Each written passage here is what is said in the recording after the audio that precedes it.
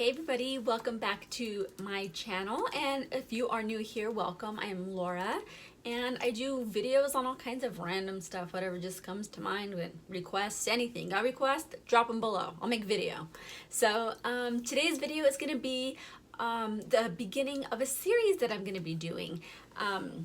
If you guys do not know, we are a military family and we are getting ready for a move to Colorado. We currently are stationed at Fort Benning, Georgia. We live in Alabama and we're headed to Colorado in a few weeks. So I've had a few people reach out to me and ask me some questions, some PCSing tips, and I was like, ding ding, hello, let's make a video about it. So thank you, Hillary. I am so appreciative of you sparking this little bit of video creation, because I was in a slump, y'all. I didn't know what to do. So yeah, if you guys are interested in hearing what today's video is going to be about, the series, I believe it's going to be an 8-part series, but if you guys have other suggestions, drop them below and I will be probably more than happy to expand on it, or you know, add another video of just like a Q&A kind of thing. So if you guys are interested, stick around and we will get right into it. Okay, so this is going to be video 1 of the series. I do have another video that I think probably should be before this one, but I've had requests about this, and so I wanted to make this first, that way I can get that information out. And so today's video is going to be finding a rental home when you live in a completely different state. And we've done this once before. We had previously lived in Washington State, and we lived there for 8.5 years, and then we got stationed here in Fort Benning, Georgia. And so I've done this only once before, and it really worked out for us, and so we just kind of do the same things again. So I'm gonna kind of go through a list of tips on the things that I do when we're looking for a home. And you know, it's a lot of work. It is a lot of work. I put months into this, and fingers crossed it all works out. So far, so good. So let's get into it. Okay, so I have my notes here, guys. I have to write notes. So if you see me looking over there, that's what I'm doing. All right, so, okay, the very first thing you need to do is when you find out where you are PCSing, you need to go online and figure out what your BAH is gonna be. So you need to figure out how much you are going to be getting every month in your BAH. And so if you guys don't know, BAH is basically how much the military is giving you for housing. It's your housing allowance. And so if you live on post, you don't typically get housing allowance. They just automatically keep that since you live on post. If you live off post, you get allotted a certain amount of money each month. And it all varies based on zip code and rank. So you need to go online. There's a few websites. I think it's like, oh my goodness, I can't even remember exactly what it is. I will link I will link something down below where you can type in your zip code and the rank, and it has the year on there, and it'll tell you how much you get each month for housing. So that is going to be your number 1 step. That's going to tell you what your budget is, and you need to figure out also, like, because you are also responsible for the utilities. Do you want part of your BAH to pay for your utilities, or do you want it to go 100% to your rent? So that's a conversation you and your spouse need to have and figure out what is going to be best for your budget and your lifestyle. So and also, can you go over, like, you got extra money if you want to pay a little bit more, that's going to come out of something else. So those are very important conversations you need to have as a couple. Or if you're single, it's all on you. So next thing you need to think about is, what are your priorities? Is it gonna be the distance? How far are you willing to travel to post? And that's also gonna depend, like, if you are a family, how many cars do you have? Do you have 1 car, 2 cars? Your spouse gonna be driving to work each day and you're gonna be stuck home all day, you know? That's something you got to think about. Also, schools, that's our priority. Is I do a ton of research, and that's actually the video that should have gone up before this one, but it will be my next video.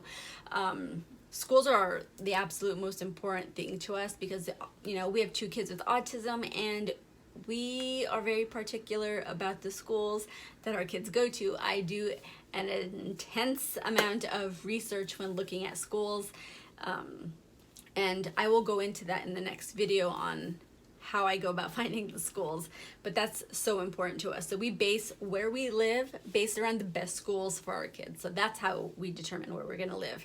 And then you have to also decide, do you want to live in the country, you know, or in the city? Here in Alabama, Dustin has a 40-minute drive to work each way, and we live near nothing, like nothing. So, but we really like it. But if you don't like living away from stuff and places and things to do and all that, then you want to look for somewhere, you know, closer to the city. So, and also I do find that in a lot of places, the closer outside of Post that you live to Post, the worse like the neighborhoods are. So jot that down. So those are, you got to write your priorities, and you know, there could be more things on the list, but those are just a few things to think about when you are going to be looking for a home. So the next step I'm going to say is, I know some people hate it, some people don't have it, but social media, Facebook, it's so helpful. Join the local Facebook groups. Like, I've been part of the Fort Carson Army Spouses page and the Special Needs page, and you know, these rental group pages and stuff like that, and just asking lots of questions and getting opinions. I like whenever, I know, I'll do in the next video for schools. Like I had a notebook and I wrote schools down. I wrote tally marks for good, bad, and then, you know, stay away from here, just notes. Write everything down and make sure you highlight the most important things that you need. Obviously, there's going to be good things and bad things. No place is going to be perfect. Not everybody's going to be satisfied. So you need to just choose what you think is going to work best. But Facebook groups really do help a lot. And in these Facebook groups, it's going to lead to the next thing, is finding a local agent of some sort. I found this woman, her name is Ashley Candler, there at Fort Carson, and I got with her and I gave her a list of the school districts that I liked, which was our #1 priority, the size of house, the bedrooms, the bathroom, garage was an absolute must. We had to have a 2-car garage. We got 3 motorcycles and 2 cars, and it hails like crazy in Colorado. So we needed that. What else was on our list? I can't remember. I had to feel like, you know, things that weren't, I'm like, if you can find these, this would be great, but if not, it's cool. But yeah, so and also your budget, you got to send her your budget. And she like sent me every day, whenever like new listings would come out of homes for rent, I would get an email with all the houses available that met all of my criteria. So that was super helpful. And we did this for months, and it is pretty crazy. Now in the summertime it's a very busy season for PCSing. People are doing it because school is out and it's the easiest time for families to move. So houses go so fast. But I found one, and Dustin wasn't here. I liked it. It fit all of our needs in one of the school districts that we really liked. It was a little bit further of a drive. We were hoping to get somewhere closer so we can save money on gas.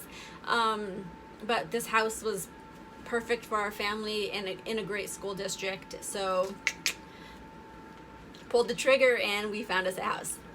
And we're so excited to move in. We are already paying rent there.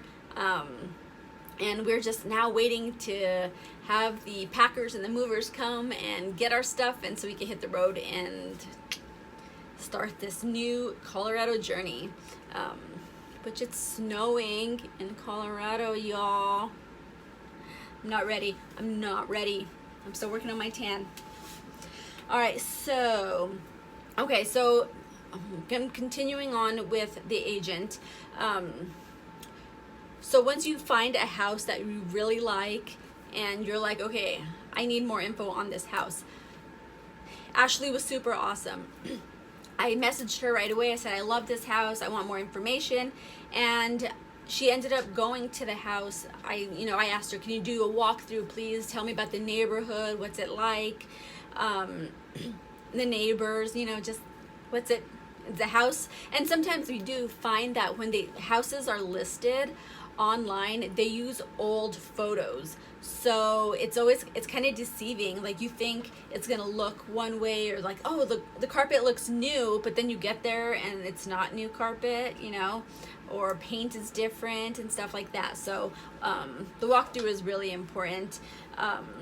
And asking for additional pictures, video walkthrough, or if she wants to go live while she's walking around, ask for these things, because you probably won't know somebody where you're moving to. So having a professional contact like that, being able to kind of be your eyes and ears there, is going to be so important. So find somebody that you trust, message her, ask her questions, ask other people in these other groups if they've had experience with them. So, opinions and questions. Everybody needs to ask more questions. So, so that's very important. The next thing you need to do when you find a house, you need to make sure that you have money available for a deposit. Usually a lot of the homes, you have to put down a deposit when you sign the lease to hold the home for you, and it's usually about the same amount as the rent. So you need to make sure you have that. Whether you have a credit card or something, you need to have some kind of funds to pay that, to hold and lock down your house if you really want it and you qualify for it. I've been noticing a lot of times when people are renting out homes, they're going through the property management companies. You need to have certain credit score, you have to pass your background check, and you have to make 3 times the amount of rent each month. So say your rent is $1,000, you need to make 3 times that each month in order to qualify for the house. But there ain't no houses in Colorado for $1,000, y'all. So once you get all that, and you apply for it and everything, and they send you the lease, you need to read over your lease. Make sure that you have a military clause in there, because obviously the Army can just be like, hey, you gotta move, but you're still in contract. And so to avoid having to pay any kind of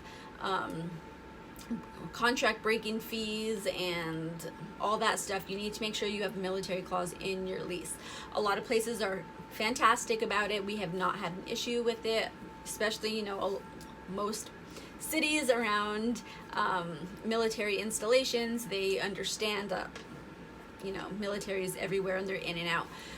But like the house that we have here, we signed a 3-year lease here in Alabama, and we thought we were going to be here longer. We were hoping to be here longer, but it's been 2 years and it's time for us to go. So because we have that military lease, we get out of it without having to pay any additional fees or anything like that. And a lot of times the homes that are for rent around military installations are owned by military. They buy homes, they PCS themselves, and they just put their homes up front. So they understand. And also the property management company that we go through here, they are prior military, so they understand this lifestyle. So that's always nice too, is finding people that understand what you're going through and kind of the steps that's going along with it. So and also going through your lease, I was reading ours, and it says we have to transfer over the utilities within 3 days of signing our lease. So I mean, that was something we had to do right away. Luckily Colorado was super easy, they didn't have any fees. So in Washington, and I believe here in Alabama, when we switched over utilities, they had a deposit fee. So you may look into that and make sure you have money for that as well. In Colorado, when I did it the other day, they didn't require any kind of deposits or fees or anything like that, but they did have me do social security number. They didn't really run a background check per se, but they did check for prior addresses and stuff like that to make sure to kind of verify who you are. And then also, if you're not there right away, like we're paying already for our house in Colorado, and we're not there for a few more weeks, but I thought about it and I was like, I wonder if the air conditioner's on, the house is empty. And so I called my property management company, like, yeah, we tend to keep the thermostat at 65. I was like, what? We live in the South and we keep our thermostat at 78. So 65 is a no-go, and I'm refusing to pay an electric bill for $400 for an empty house. So I did have one of the agents go down to the house. They turned off the air conditioners, and I actually got additional photos of the house, which was super nice. So I've been looking at those and trying to figure out, okay, what's gonna go here and here and here, and I'm gonna get an entire bedroom so I can film videos and have my vanity and my little beauty room. I'm so excited. Our new house is great, but it's so different though, because we've like lived always like in the country. In Washington, we kind of lived like on a private road with like really no neighbors, and it kind of looked like we were in the country, but we were actually really close to like stuff. But here in Alabama, like our neighborhood has like 8 houses in it, and the people right next to us, we've been here for 2 years and we've like never met them. It's just super quiet, and we live out in the boonies. So in Colorado, we are moving to like a neighborhood, like with neighbors. I know, slightly nervous to deal with people. So, but we have a great backyard, and the schools are great. Like the kids' school is like half a mile from our house. It's awesome. And so, let me see. Let me go over my notes and make sure I didn't forget anything. Let's see.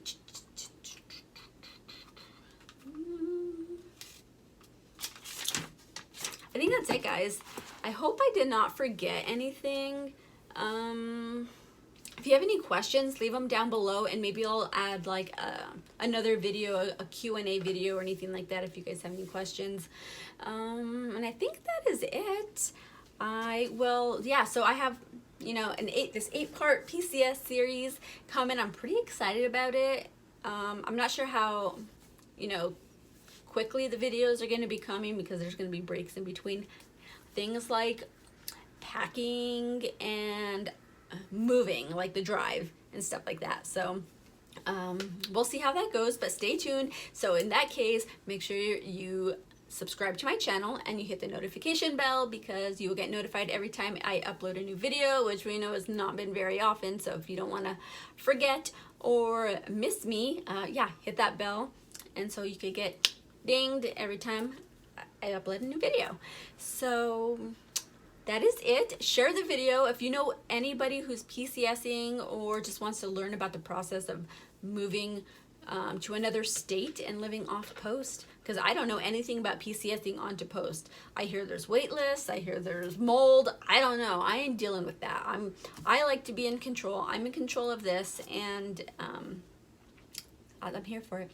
So that is it. I hope you guys have learned something or picked some tips up, and that is it. I hope you guys are having a fantastic day and a wonderful summer. I believe everybody's on summer vacation now, and enjoy the sunshine, because I know I am, because Colorado snow in June. It's almost July. So yeah. All right, guys, I hope you guys have a great day, and I will see you in the next video. Bye.